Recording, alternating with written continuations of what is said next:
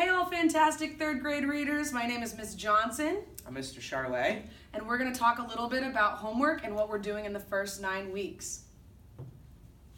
Alright, in reading we are working on a fiction unit these first 9 weeks where we're focusing on fluency and reading with expression. We're also focusing on comprehension. That means we're focusing on predicting, so thinking what's going to happen next in our story. We're working on inferring, so reading between the lines. We're also working on summarizing, which is where we're retelling the big parts in order.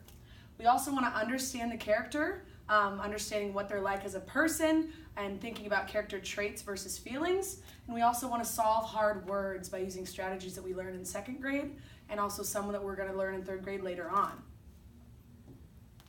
And this is a checklist we've given the students. It talks about giving themselves a comprehension check. So students have already seen this, and they have to ask themselves after every chapter, every few pages, who is in this part, so what characters and what do they do, what just happened in the story, so retelling those big parts, and also does this fit with something that's already happened, so making connections with either something that happened earlier in the book, or I've had students make connections with other books and other series, so we're making connections across texts and within texts. Oh my gosh. In writing, we're focusing on our narrative writing, and we're focusing on writing true stories about ourselves. We're really getting kids to write volume, so the amount that they write, and stamina, how long they can write. We're focusing on telling a small moment, so focusing on that one thing that happened to them and writing all about it in a lot of detail, bit by bit or a little bit at a time. We're really making them think about using actions, so what are people doing? Dialogue, like what have people said or what did people say that were there? Inner thinking, so like what were they thinking when it happened? And senses to really make sure that they can help the reader see what they saw and feel what they felt. So feel, touch, taste, see, and all those senses are included within their story.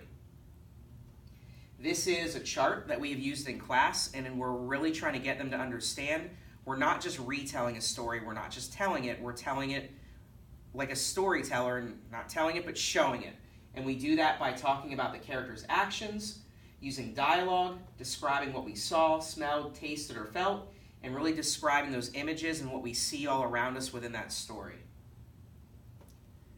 For homework, we do have homework. They had homework this past week, and our homework is going to be checked every Friday. We're going to collect it, and we're also going to look inside their journal to see if they responded to their homework.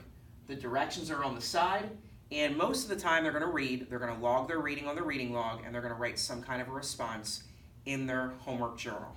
And their homework looks like this. So hopefully most of you saw that on the first, or I should say the second week of school.